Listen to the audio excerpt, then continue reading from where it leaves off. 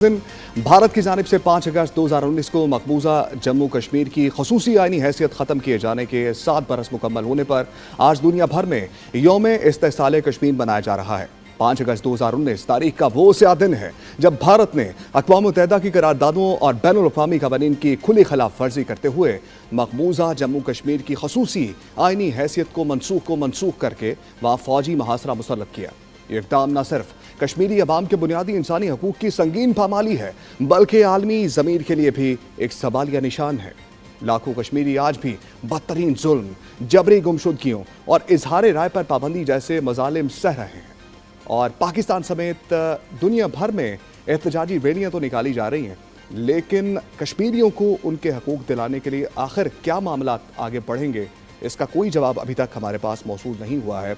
Programme में बात करने के लिए ब्रिगेडियर बाबर अलाउद्दीन साहब हमारे साथ मौजूद हैं, डिफेंस एनालिस्ट हैं। सर आपको खुशामदीद कहेंगे। और डॉक्टर हुसैन पंवर साहब IR एक्सपर्ट हैं, इनको प्रोग्राम में खुशामदीद कहेंगे।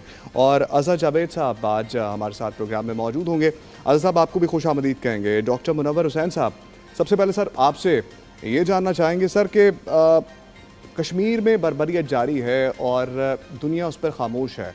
हमें देखते हैं कि भारत ने साल हर साल से बर्बरियत का एक बाज़ार गर्म किया हुआ है। दुनिया खामोश क्यों है, कोई हल क्यों नहीं निकल रहा है इस चीज़ का?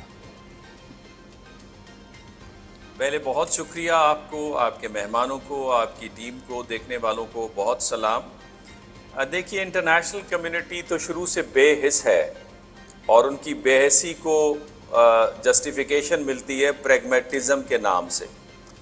यानी इसका मतलब ये कि इंटरनेशनल मोरालिटी और इंटरनेशनल लॉ को पसे पुश्त रखते हुए आप अपने ज़ाती मफादात के हुसूल की काविशें करें। अब इस ज़िम्न में ज़ाती मफाद क्या है उनका? इंडिया एक बहुत बड़ी मार्केट है, लिहाजा इंडिया में इन्वेस्टमेंट होनी चाहिए। और ये मामला उस वक्त ज़्यादा तेज़ी पकड़ गया जब प्रेसिडेंट ट्रंप ने मुख्तलिफ टैरिफ आयद किए चाइना पे, यूरोपियन मार्केट्स पे, कनाडा के ऊपर, तो उन्होंने रुख करना शुरू कर दिया इंडिया का। और फिर इसके साथ उसकी जस्टिफिकेशन के तौर पे वो कहते हैं कि हमारे कॉमन वैल्यूज़ हैं। यानी इंडिया दुनिया की सबसे बड़ी डेमोक्रेसी है और चूंकि डेमोक्रेसी का आगाज़ वेस्ट से हुआ है तो यहाँ पे एक कॉमनैलिटी नज़र आती है। तीसरी बात यह कि वो इंडिया को अपना एक स्ट्रेटेजिक पार्टनर गर्दानते हैं। गो के वो इंडो पैसिफिक स्ट्रेटेजी तो ख़त्म हो गई, लेकिन इवन देन अगर उनके सामने एक ऑप्शन आता है कि चाइना को किस तरह कंटेन करें, जो कि करना चाहते हैं, उसके माशी असर व रसूख को रोकना चाहते हैं, तो उनके पास हल इंडिया ही नज़र आता है। तो लिहाजा ये वो 3-4 वजूहात हैं जिसके बाइस वो इंडिया के साथ खड़े। और लास्ट उसकी जो वजह है वो इंडिया की बहुत ही ज़्यादा कुर्बतें हैं इजराइल के साथ। और इजराइल जो है उससे ज़्यादा इन्फ्लुएंस रखता है अमेरिका में, वेस्टर्न वर्ल्ड के अंदर। तो जो लॉबिंग है वो उनके लिए बड़ी आसान हो जाती है इन ममालिक के अंदर।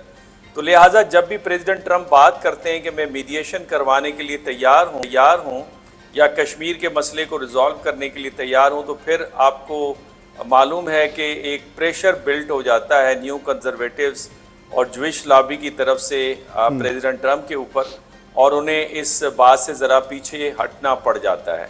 तो ये वो वजूहात हैं जिसके बायस इंटरनेशनल कम्युनिटी प्रॉपर काम नहीं कर सक रही। और आखिरी जुमला, चूँकि इस वक्त यूनाइटेड नेशन कमज़ोर है और उसकी ज़्यादातर फंडिंग का इन्हिसार अमेरिका पे हुआ करता था, और साथ में उनके इदारे भी वेस्ट के अंदर मौजूद हैं, और इंटरनेशनल लॉ और ऑर्डर दोनों इस वक्त बहुत ही कमज़ोर हालत के अंदर हैं। तो जितनी भी करारदादें हैं कश्मीर के हवाले से हो या फ़लस्तीन के हवाले से, वो पूरी नहीं हो पाती, और साथ में इसमें कहीं ना कहीं मजहबी बायसेस भी मौजूद हैं।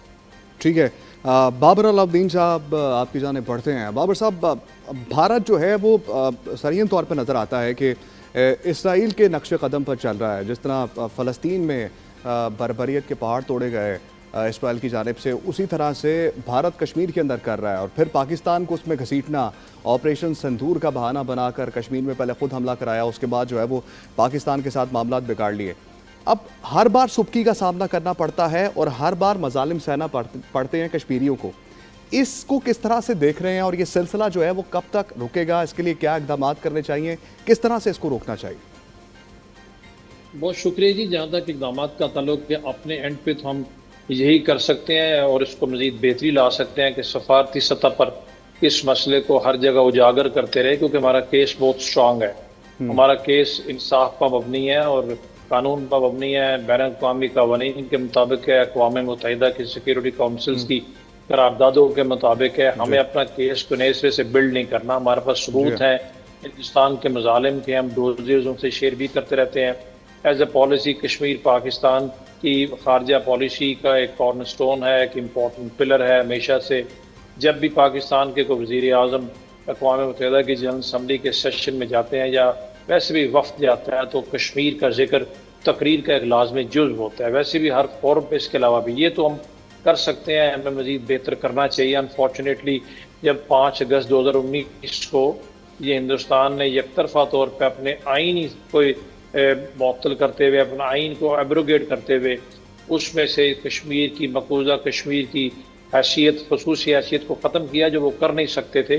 اس وقت ہماری جو حکومت تھی میرے نظر میں انہوں نے اس وقت بہت اس کا ایک سٹرانگ رد عمل نہیں دیا. میں یہ نہیں کہتا کہ رد عمل کے طور پہ ہندوستان پہ چڑھ دوڑتے. سفارتی سطح پر اس وقت ہم نے علامتی احتجاج پہ زیادہ توجہ دی اور اس وجہ سے وہ وقت ایسا تھا کہ دیکھیں جب لوہا گرم ہوتا ہے تو چوٹ لگانے سے آپ اس کی ساخت, اس کی شناخت, اس کی شیپ بدل سکتے ہیں. بہرحال وہ تو ابھی گزر گیا. ابھی تو ہمیں آج پریزنٹ ٹائم میں جس حد تک ہم کر سکتے ہیں ہمیں کرنا چاہیے. لیکن ہندوستان خود ہی بیوقوفیاں کرتے رہتے ہیں, جب چاہے پہلگام ہو یا پلوامہ ہو, اننت ناگ ہو, پانڈی پورہ ہو, یا فار دیٹ میٹر آپ کو پتہ ہی جو ان کے مختلف فالس لیگ آپریشن رہے ہیں وہ مقبوضہ کشمیر میں کرتے ہیں. اسی وجہ سے کشمیر خود بخود لائم لائٹ میں دنیا میں آ جاتا ہے. ڈاکٹر صاحب آگے بالکل ٹھیک بات کر رہے تھے. طاقتوروں کی دنیا میں انٹرنیشنل لیول پہ قوانین کی پاسداری کبھی بھی نہیں ہوتی. اقوام متحدہ کبھی بھی اتنا مؤثر نہیں رہا. یہ طاقتوروں کے لیے مؤثر رہا ہے اور یہی رول وال جگہ پہ اس نے ایسے ہی رہنا ہے. ہم نے اپنے اس میں سے اپنا راستہ نکالنا ہے. لیکن ایک بات حقیقت ہے, میں آخری جملہ کہتے ہوئے, کہ کشمیر ایک فلیش پوائنٹ ہے 2 ایٹمی طاقتوں کے درمیان. دنیا چاہتے ہوئے بھی اس کو نظر انداز نہیں کر سکتی. جب کبھی بھی یہاں پر اس کی بنیاد پہ جنگ ہونی ہے تو وہ کافی ہولناک ہونی ہے. دنیا اس کی متحمل ہو سکتی ہے, نہیں ہو سکتی, یہ بھی بڑے بڑوں کو P5 کنٹریز کو وہ جو کرتا دھرتا ہے ان کو سوچنے کی بات ہے. ہمیں اپنی کوشش بہرحال ہر وقت کرنی چاہیے کہ کشمیر کا مسئلہ حل ہو اور اجاگر رہے دنیا. ٹھیک ہے. اظہر جاوید صاحب, جس طرح بابر علاؤدین صاحب نے کہا کہ یہ ایک ایسا معاملہ ہے کہ دنیا جانتی ہے, مانتی ہے مظالم ہو رہے ہیں, لیکن دنیا کرنا بھی کچھ چاہتی ہے, خاموش بھی ہے. ایسا کیوں ہے کہ نظر بھی آ رہا ہے, کیا بھی نہیں جا رہا اور ظلم بھی ہوتا جا رہا ہے؟ بہت شکریہ جی. دیکھیے اس وقت دنیا میں وہی جو انہی کی آواز سنی جا رہی ہے جو طاقتور ہوتے ہیں.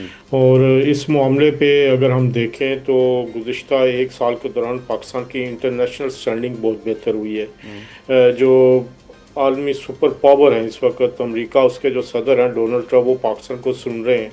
پاکستان کے فیلڈ مارشل سید عاصم منیر سے اور وزیر اعظم شہباز شریف کی وہ تعریف بھی کرتے ہیں. اور جو پاکستان نے پیس پروسیس میں کردار ادا کیا ہے اس کی وجہ سے پاکستان کو امریکہ کا آپ کہہ سکتے ہیں کہ ایک اعتماد بھی حاصل ہوا ہے. تو اس ساری چیزوں میں جو اب معاملہ یہ ہے کہ پاکستان کی رینکنگ بہتر ہونے سے, پاکستان کی پوزیشن بہتر ہونے سے اب پاکستان بہتر طریقے سے کشمیر کے مسئلے کو اقوام عالم کے سامنے رکھ سکتا ہے. اور اس کے لیے بہترین ذریعہ ڈونلڈ ٹرمپ ہے. اب ڈونلڈ ٹرمپ یہ ابھی جو معاملہ ہے امریکہ اور ایران کا حل ہو جاتا تو اس کے بعد میری تو یہی ایک ایکسپیکٹیشن ہے کہ پاکستانی قیادت سے کہ وہ مسئلہ کشمیر کے حوالے سے جو انٹرنیشنل لیول پہ اس وقت جو لابنگ ہے اس کو تیز کیا جائے. کافی عرصہ ہو گیا ابھی دیکھنے میں نہیں آیا کہ کسی قسم کی کوئی انٹرنیشنل ڈیلیگیشن گئے ہوں یا انٹرنیشنلی کسی فورم پہ اس کو زیادہ اجاگر کرنے کی کوشش کی گئی. ہاں, سال کے سال اقوام متحدہ کی جو سلامتی کونسل ہے اس کے اجلاس میں پاکستانی وزیر اعظم ضرور اس پہ بات کرتے ہیں. لیکن بات کیا ہے کہ بات آپ کو کنٹینیوس لابنگ کی ہے. آپ کو کنٹینیوسلی لوگوں کو احساس دلانا ہوتا ہے, بات کرنی ہوتی ہے.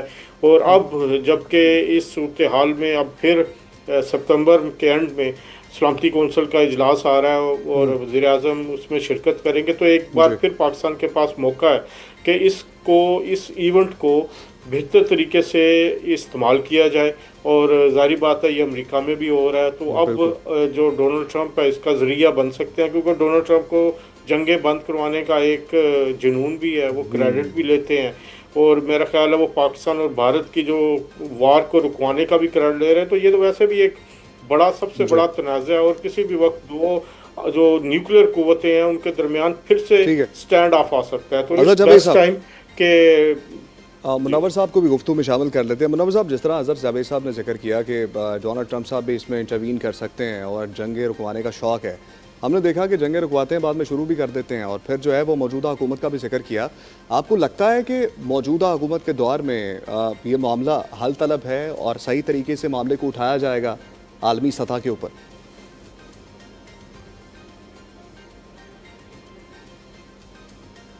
میں یہ سمجھتا ہوں کہ جب تک انڈیا پہ بہت زیادہ پریشر بلٹ نہیں ہوگا وہ بات چیت کی میز کے اوپر کبھی نہیں آئیں گے.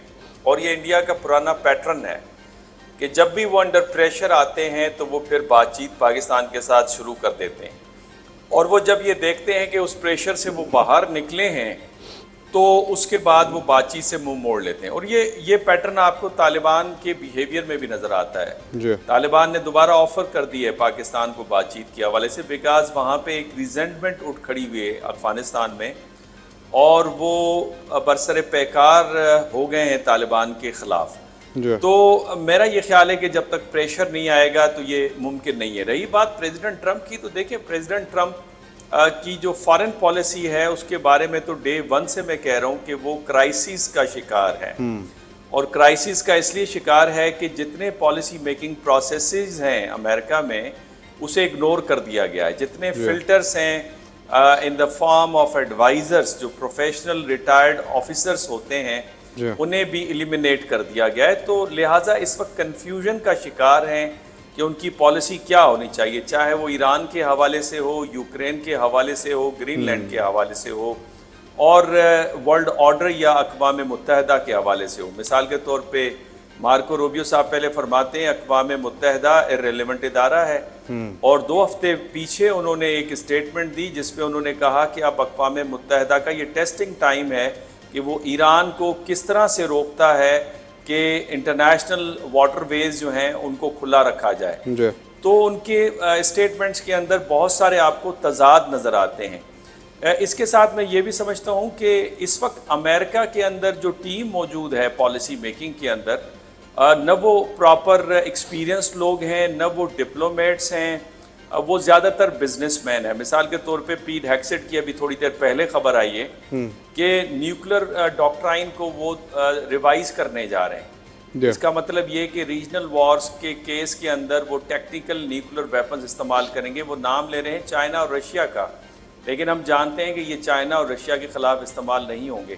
تو ایک کنفیوژن ہے, اور اس کی ایک مثال یہ بھی ہے کہ پینٹاگون نے 2 دن پہلے اپنی ملٹری بیسز کو ایک مراسلہ بھیجا کہ انوویٹو آئیڈیاز ہمارے ساتھ شیئر کریں کہ ایران کو کس طرح پنش کریں. تو یہ وہ سارے ایویڈنسز ہیں جس سے یہ بات واضح ہوتی ہے کہ ان کے ہاں کنفیوژن ہے. ایون پاکستان کے حوالے سے بہت کنفیوژن ہے. ایک طرف وہ کہتے ہیں ہم پاکستان کے ساتھ کھڑے ہیں دہشت گردی کے خلاف. آج کی امریکن ایمبیسی کی ایک ٹویٹ ہے جس میں وہ یہ کہتے نظر آ رہے ہیں کہ جو القاعدہ اور داعش اور دہشت گرد تنظیموں کا حملہ ہے یہ سب کے لیے خطرہ ہے. لیکن دوسری طرف وہ ازبکستان کو, طالبان کو بیل آؤٹ کرنے کے لیے پریشرائز کرتے ہیں کہ ان کے ہاں ٹریڈ اینڈ انویسٹمنٹ کریں. تو یہ بہت ساری کنٹراڈکشنز آپ کو نظر آ رہی ہیں. تو میرا یہی خیال ہے کہ آپ کو اپنے ریجنل جو میکنزم ہے اس پہ فوکس کرنا ہوگا. ریجنل میکنزم پہ فوکس کرنا ہوگا. منور صاحب ساتھ رہیے, وحید صاحب ہمارے ساتھ موجود ہیں اور بابر علاء الدین صاحب ہمارے ساتھ موجود ہیں. جس دہشت گردی کا ذکر کیا منور حسین صاحب نے کہ پاکستان میں پھیلتی جا رہی ہے, تانے بانے اس کے افغانستان سے ملتے ہیں اور پھر بھارت پراکسیز کے ذریعے کام پاکستان میں کرواتا ہے, اس پر بات کریں گے بریک کے بعد. Stay with us.